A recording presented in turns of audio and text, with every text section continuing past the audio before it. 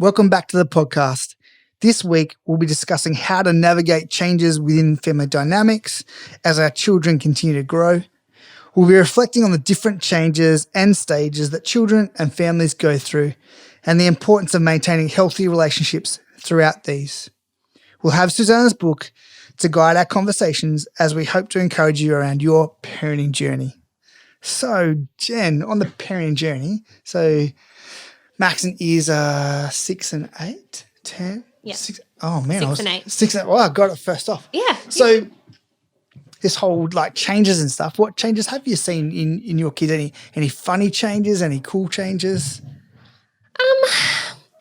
Well, I think I was just thinking about it because I think they've probably transitioned from being little kids. I think you almost have that baby, preschool, toddler kind of space and then big school. So we're in kind of primary school now and it seems like that they're their own little people. Yeah. I'm starting to see their personalities and I'm like, I think I know what you're going to be like. You're seeing glimpses of them and it's quite nice. We haven't had that many stages though. We haven't had massive chunks of time.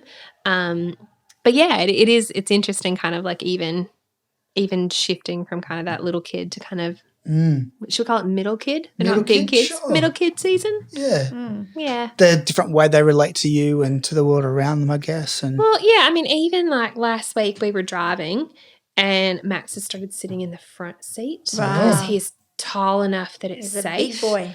It's big and he can help me change the radio. He can pick the songs and he's kind of co-pilot. But even last week it was really funny. Izzy was losing her mind about something in the back seat. She wanted something. And I was driving and he leaned over and he said, "Don't worry, Mom, I've got this." And he turned around and he was like, "That's not how we behave in the car." And I was like, what was that? That's a shift. But it's interesting seeing how they're starting to grow up, their language is starting to grow up. Yeah. And we're just really early days. I'm sure you guys have amazing kind of those transitions between and have seen so many different stages. Yeah. But I think I'm curious more than anything. I'm like, oh, that's new, so we haven't had to navigate that much yet, I guess. Mm-hmm. So Tilly's 10, so she's preteen, right? So the hormones have just started to kick in. So I'm getting heaps of attitude, We've talked already on the podcast about some people say terrible twos, some mum says terrific twos, but there's that change a little child goes through where they're wanting that independence and we're at that new stage of independence now, preteen. And so it's kind of funny, but it's awkward and angsty and frustrating because it's the attitude, And then, so I'm right in the midst of one of those changes again. Yeah. But, we've been through I've got 3 daughters, so Tilly's my youngest. This is the third time through preteens, but then early teens is another big shift. And then Maddie is at uni now and Mills is in year 12.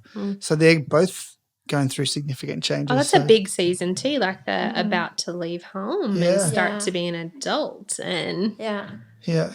Even going from high school to uni is a big thing, or just getting through the HSC is a huge season to walk through, isn't it? Yeah, totally. Is it easier, Ben, with number 3 than number 1? Heck yeah. Yeah, it definitely the first is definitely hardest. So as your eldest child, I've got all the scars, the others don't. No, but I think you were asking, Jem, what's it like going through the different seasons? Yeah. Definitely each time you do it, for the first time, there's all those fears. You don't know what you're doing. You've never experienced it. Neither have they. And even though each one of the girls has different personalities, I know what's going on. I know the attitude I'm getting right now from Tilly when she just snaps and tells us off. And then we calmly are firm with her. That was a lot harder than Maddie because it's whoa, where's this come from? Kid, sit down and shut up. Even if I didn't say that often, there was definitely times where I felt that with a preteen because I'm I went from this really compliant little lady to all of a sudden this ball of angst, and it snaps and it's in your face. It's whoa. But so Till does it and I genuinely laugh sometimes, but I don't ever laugh at her. I laugh more when she's snapping at Nell and I'm away from her because I don't want to frustrate Nell and I don't want to belittle Tilly because if I laughed at Tilly while she's snapping at Nell, that wouldn't be good for either of them. But when I'm far enough away, I kind of find it funny because I know what is going on there. Yeah, Like I know she's and there's going to be another season, and we'll get this through too shall this. pass. It will This be too okay. shall pass. That's right. Exactly. Yeah. This too shall pass. Yeah. In the moment, yeah. Yeah. I don't know. Does that make sense?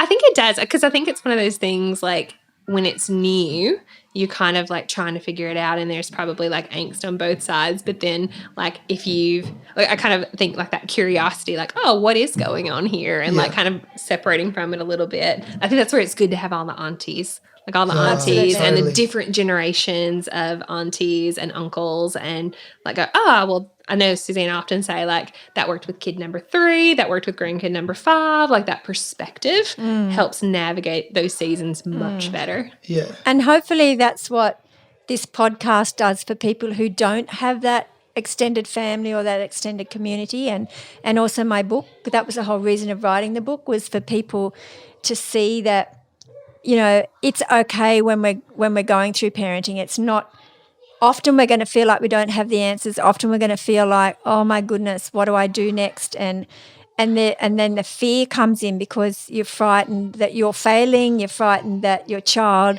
isn't going to cope with life. And so, yeah, hopefully that's what this podcast and the book does. And there's my grandchildren again making a lot of noise in the background. But you know what? That's okay too, because they are children. And Maddie, the eldest, can go and quieten them for us. Sort that situation out. Yeah. But this is the thing. I mean, really, life isn't perfect. And so I love actually that my grandchildren are making a noise in the background of this podcast, because life isn't perfect. And this is just a fine example. And then their older cousin, Madison, at 19, can go out and say, Grandma and Daddy are on a podcast, so you need to be quiet. So therefore they're quietening down. But see, that's just a fine example. Let's just be authentic. Let's be real about life and about parenting and everything about parenting. It doesn't always go smoothly. And so when we're going through the different stages and the different changes that they're going through, but you're also going through as a parent, hopefully none of us are the same.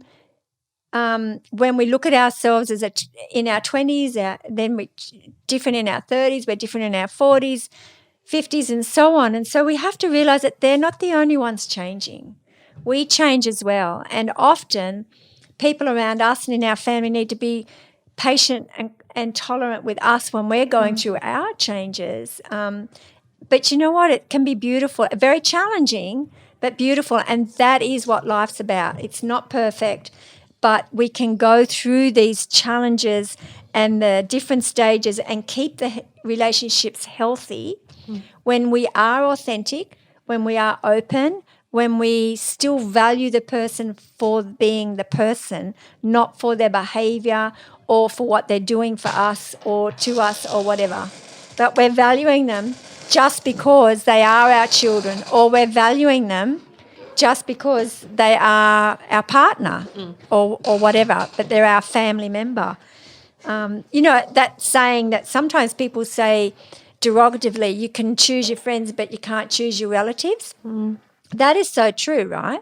However, we can choose to love our relatives just like we choose to love our friends, you know. So I love that I can't choose my relatives, because I'm given the ones that I'm meant to love, and they've got everything I need in them and everything they need in them for us to have a beautiful relationship. So, but you know, let's face it, friendships have their challenges as well. So what relationship doesn't? I think that's one of the things that's really interesting about like different seasons. Like I'm a bit of a researcher. Like I would often much rather walk down the hall and find someone who knows the answer and ask them before I try to figure it out. Like very relational person. But I think like if I've asked the question, it kind of normalizes it a little bit. Like I was just thinking about it's a really funny example, but like when Max was maybe 2.5, I can't remember the exact age, but he just got loud really loud, almost embarrassingly loud in places. And I'm like, what happened to my kid? Like he started becoming a dinosaur, and Oh, he would yes, he chase loved people. dinosaurs, He didn't he? loved dinosaurs, but he would remember roar that. in really inappropriate times, and he was just strange. And I was like, what's going on with this kid? And then someone said to me, they're like, oh, you know what that is? It's a testosterone surge. He's getting, like, kids at this age, they always get, like, little boys, they just get this rush of, like, hormones, and they'll calm down in a couple of months. You won't even remember it. And I was like, oh. So it was interesting just having, like, that little bit of information, because at first I was like, oh, my kid has changed in front of me and he's now a dinosaur.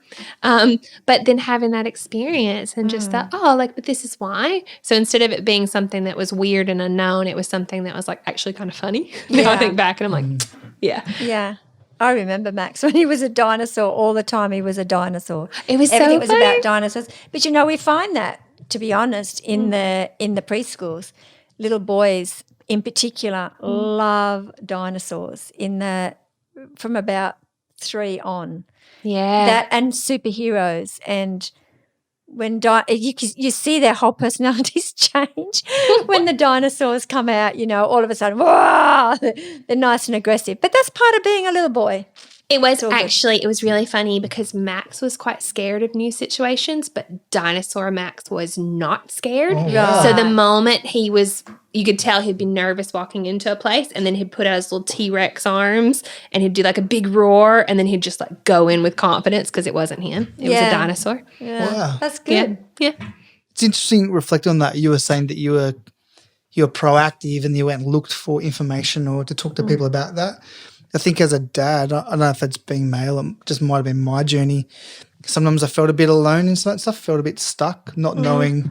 Even though I had a great family around, there was times I did feel a bit stuck, and I've tried to be proactive in talking to mates, especially if they've got all their kids are like under, say, 7. And at that stage, kids are still fairly needy, especially in that like 2 to like 5 kind of age group. Yeah. And you see it, like for a lot of our mates, that just like look of like tiredness and just encourage them that this will end. Like your kids, as they get older, will need you less. They're less demanding of your time, of your energy, of your everything.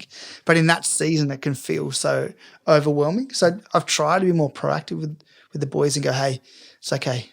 You're not alone. This too shall pass. It's just getting that and trying to be healthy with them and encourage them in that space. Do you think that's a big thing, like, in our culture now? Because I think when we were talking about doing this podcast, I thought, oh, this is a breath of fresh air because it's having the conversations. Because I often think about, like, parents' rooms, you know, where you go and you're together, but everybody kind of wants to seem like they have it together. Yeah. Like and I don't know, I've just seen it, and I don't know if it's because I'm from such a different culture. Like, I don't do things the same way everybody does here. And I almost sometimes don't feel that I don't feel like I'm supposed to know. So it's almost this weird freeing to be able to ask the questions without feeling like I should already know it. But I remember looking around and kind of like different moms going like, yeah, I've got, like, almost afraid to admit that they didn't know.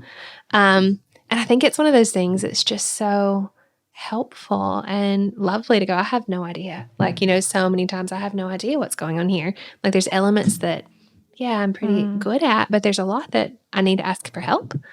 I think it's a combination of things. Sometimes it's the person's personality. Some people are more open.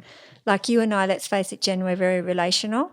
And so for us to ask people about things or just talk about things in general isn't as big a deal as what it is for some. And that's okay. But that's, like I said at the beginning, that's why I love producing these podcasts, because potentially there's people out there that are frightened to ask the questions, and maybe we can be, in our conversations, be answering some of those questions. But I think also one of the big things for parents to remember about change and different stages and that we travel with our children through is that we just need to remember, we need to take a deep breath and know that the time will pass. Like you were saying, Ben, the 7-year-olds, they'll get past that stage. It will pass, and it's more what usually happens when the angst comes in is through fear. So the child is often fearful because of the change. The parent becomes fearful because of the change. And so the child normally doesn't know how to deal with that fear, how to calm themselves down, how to relax. And so really it does come down to us as parents to position ourselves where we can calm down, know it's okay. And one of those ways is by asking questions of other people ahead of us. I know that I asked people ahead of me questions, but unfortunately I didn't ever have anybody. My mum did. My mum was great, and we didn't live near each other. She lived 9 hours away, but once a week we would be on the phone. She was always a great help. But as far as face-to-face help, I didn't ever find anybody who gave me that help, and I think that's why I'm so passionate about encouraging young parents, because I wanted it, but I didn't have it. But, I think there are today the young ones, well, for example, these podcasts. Oh, my goodness, when I was young, I would have been devouring podcasts on parenting. But what I did do, and some of my friends together, we used to find books on parenting and read through those books and then talk about it. And none of us had the answers because we all had the children at the same age, but somehow or other, because you knew you weren't the only one, there might have been different stages actually or different crises we were going through, but somehow or other there was just a few of us, and we used to at least encourage each other. Let's go back to the book. What's it saying? How can we make this work with our kids? Now, did the book tell us everything completely perfectly? No. And did we do it perfectly? No. But you know what? Every single one, when I look back on those families, the kids are doing really good now. And all of us as young parents, we didn't have the answers, and none of us had anybody around us that could really support us, except maybe some of us had a mum on the end of a phone or something, because we were all on the Central Coast, moved away from our parents, every single one of us. And so I think it's just taking that deep breath and going, you know what, it's going to be okay. It might look messy, and messy is even okay. And messy sometimes is actually really good, because we're developing our character as parents and they're developing their character. So don't be frightened of the mess. No. I think you need to be okay with the mess, because the mess is real. The mess isn't going to go anywhere. And just by you trying to control that child, you're not going to be able to control that mess. So if you can understand, I think that's an amazing point, Susanna, that when a child is changing, just like they're terrific or they're terrible twos or the preteens or even in the early stages of teenagers, they are developing and they're trying to work out who the heck they are and how they fit. It is messy. It's like it reminds me of like a newborn calf trying to stand up. They're on all those weak, wobbly legs. They're trying to figure out how to do something. At the same time, if it's your teenager's first years, you're trying to work out how to do it, and you're going to make mistakes. They're going to make mistakes, and that's part of being human. So if you can actually be comfortable with the mess, comfortable you're going to get through it. Yeah, I think that's part of the secret sauce, is being comfortable, being uncomfortable, uncomfortable with them being uncomfortable and making some mistakes as well. That there's so much shame around parenting too. I was just reading Brené Brown's book, Daring Greatly, and she was talking about, for women especially, after body image, parenting is the second biggest area of shame for mums. And so I think often, and I definitely have felt it as a dad, you don't want to open up and be vulnerable and tell people that you're struggling necessarily with your parenting. But if you can find people you can be vulnerable with about that, it takes so much of the pressure out, because it is super challenging. But one of my mentors talks about messy splendor, and that's definitely the way I see life. It's this messy, splendiferous life that we get to live, and our kids, our partners, we're all messy. So of course our families are going to be messy, especially in those areas of transition too. Just be authentic. I think or being authentic and being honest and being open is really a strong key in this. When you're honest and open with your child, you let them be honest about their fears and their messiness, and understand that when they're going through the changes, they just don't understand it, and they don't understand themselves. So no wonder you don't understand them, because they don't understand themselves. They're trying to find out the answers of who they really are themselves in those times of real change.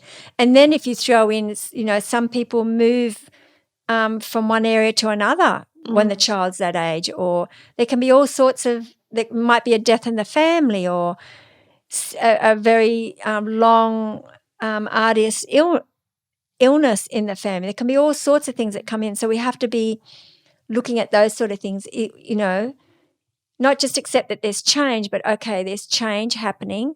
Now, how could that child be feeling about it? Are there other things outside in their world that maybe you're not even aware of or that you are aware of?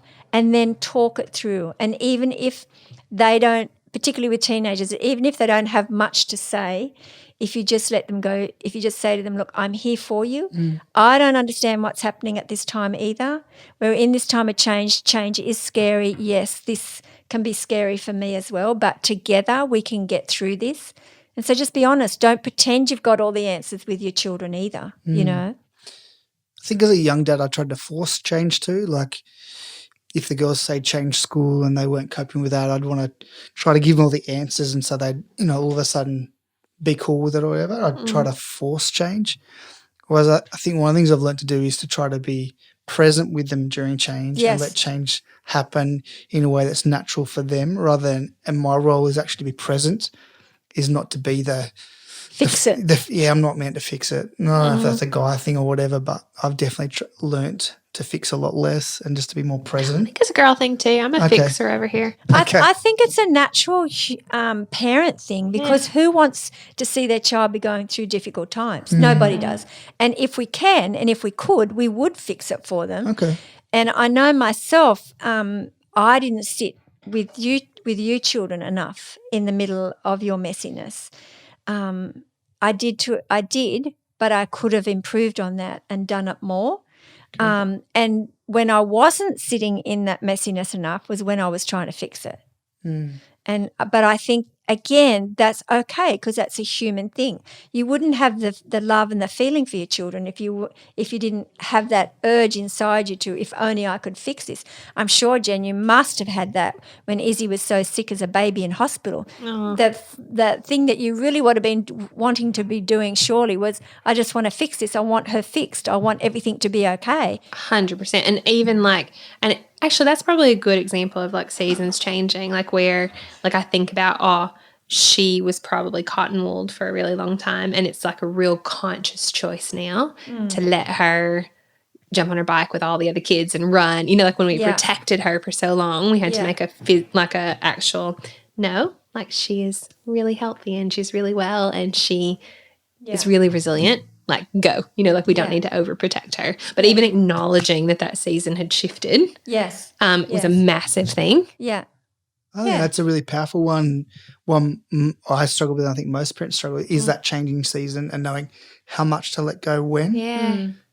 It's a challenge, I think, for every parent. And sometimes you don't know. Like I think sometimes you go, I don't know, in America we often go, there's certain birthdays, you know, like 13, sweet 16, 18, 21. Like there's like this, you know, that's a real shift in something. But I think maybe there's unexpected seasons where you're like, oh, okay, well, is she well enough now? Like is there like when a season like sneaks up on you or it catches you off guard, I think those can be quite unsettling and you don't often even know to ask for advice or how to respond. I know that when Ben became a teenager and we went through that, he and I went through that funny stage of me trying to work out what had happened when he changed. When Rob and I sat down and we had a plan of action of how we were going to give him more responsibility and release more as he showed us he could handle that responsibility, having a plan of action definitely made it easier then for the rest of the journey. And so I would suggest to parents, actually probably in America that does help because there are those milestones. And I know when I was young, the big milestone was when you turned 21, but today it's 18, isn't it, in Australia? And so I think if you don't have, maybe that's one of the things that parents could do is create those milestones. If you have a picture in your mind, without going down that whole road of control and the child has to be exactly as I pictured it to be at 13 or 16 or 18 or whatever, still giving them room to be themselves and you're not controlling it. But if you have a general idea of where you want them to be as far as responsibility, as far as happiness and all that sort of thing, and being able to cope with life goes, at certain milestones in their life, I know for us, it definitely helped us then have a clearer view and feel encouraged because we could see them getting there. Does that make sense? That it didn't worry us that they hadn't arrived yet. We knew they were on the journey. So it took the pressure off us and them. Yeah, I think part of it's being intentional as a parent. Part of the fear is when you don't know what the heck you're doing or where your kid's up to, that can be really scary. But if you have some sort of plan, like I don't have anything written down for the girls, but I've got a rough idea in my head how I would like them to behave and to be flexible about it. But I guess I have some sort of knowledge about what a healthy teenager looks like and trying to create that space for the girls and what a healthy young adult looks like. And each one of the girls will do that really differently. But also having healthy understanding that there's going to be challenges too. So having teenagers to push boundaries, that's part of who they are. The girls coming into their last season with us as parents where we have that real authority in their life and actually being really conscious of empowering them now to be the young adults that they are. And that looks different with Maddie, who's 19, and Meals, who's 17, and that's okay. And then their personalities are different. But thinking about it, being intentional. Mum talked about reading a lot of books. I haven't read many parenting books, but I've spent a lot of time thinking about it, talking about it with other people, and I've been very intentional with my parenting. And I think when I have been, it's been a lot easier. I don't think parenting's ever easy, but it can be incredibly enjoyable. I guess that's why we're doing this, and it can be easier. And I think partly being intentional is what's made it easier for me. Yeah. I think those I'm just listening to you, like what you're saying, and I think it's almost like the transitions between are the hardest. Like knowing it's like that gray space. Like you have the rules that you follow, or like the way things work, like what normal looks like, and then when a season changes, you need to do things differently. You need, like, even when this weather changes, like you need to remember your jacket. You need to be prepared for it. Yeah. But it's those weird, like spring, like when you're like, should I be wearing warm clothes or cold clothes right now? Like, so you have to use a lot more kind of wisdom about what you do. Or carry the jacket just in case. Yeah. So all those safety nets that are there. Yeah. But I think that's like, I'm even thinking about is like when she was unwell. Like she was a kid who was often in hospital. And I remember we were kind of edging up to her getting, I think maybe starting kindergarten. That was a big thing. And I knew that she hasn't been sick. Like she hasn't been in hospital for a long time. Like, I knew things were changing. And then there was that one pediatric appointment where he went, we only need yearly check-ins. You've got a healthy little girl. Like it was like that moment. And then I went, like for me, I was like, we're in a new season now. But we were kind of preparing for that all the way across. But I still didn't know. I'm like, which set of rules are we playing at? Yeah. Yeah.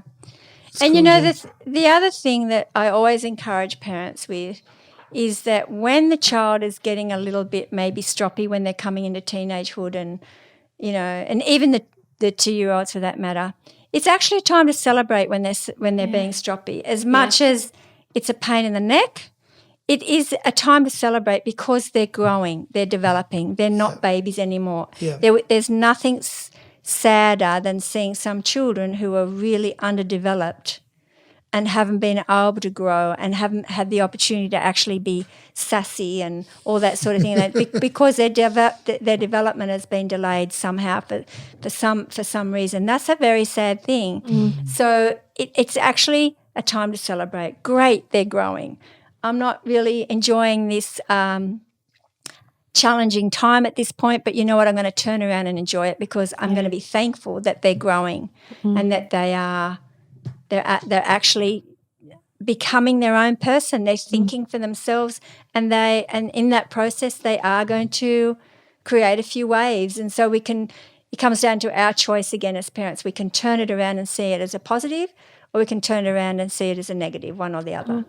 So what encouragement would you give to parents around celebrating their kids in their challenging seasons? I think just pretty much what I just said. Recognise it, first of all, that it's a good thing, it's a healthy thing, it's a normal thing.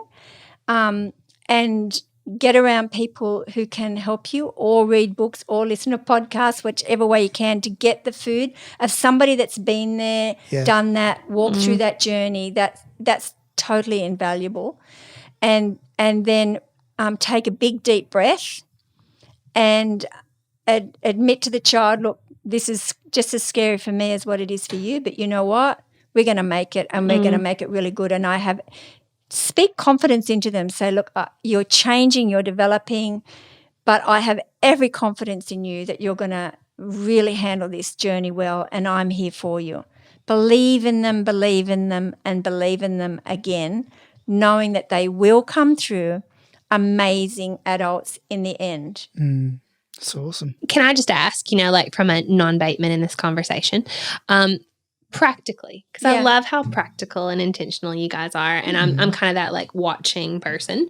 What are the practical ways that you celebrate? Like, what are some of the ways that you've celebrated those transitions? Like, is there something that you guys do? Like, is there like a party or a memorable birthday parties? We always celebrated. And do you remember what we did for you as a teenager? I can't, you know what, it's so long ago. But I actually can't remember the actual things we did, but when they became 13, we celebrated with them because they were teenagers, and when we knew they were going from being a teenager. Yeah, kind of like rites of passage and those things. Yeah, but I can't remember exactly what we did, to be perfectly honest. I really can't. Sorry, I totally just threw in a... No, it's fine. There's so much more around rites of passage these days, and I think that stuff's really powerful.